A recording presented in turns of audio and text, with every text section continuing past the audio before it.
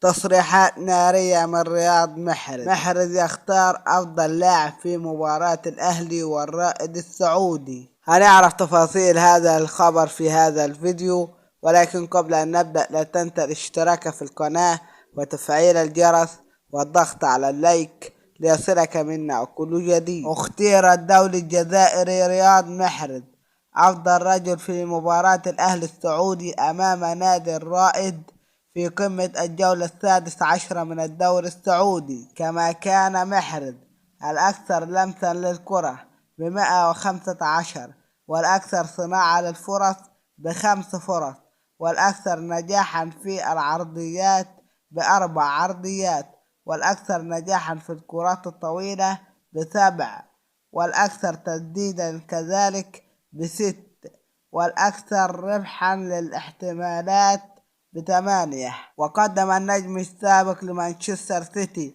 مباراة في القمة رغم التعادل السلبي المحقق من طرفه ورفاقه، كما أبان عن جاهزيته الكبيرة للمواعيد المقبلة، أبرزها كأس أفريقيا التي ستجرى بساحل العاج. هذا ما قاله رياض محرز، والسلام عليكم ورحمة الله.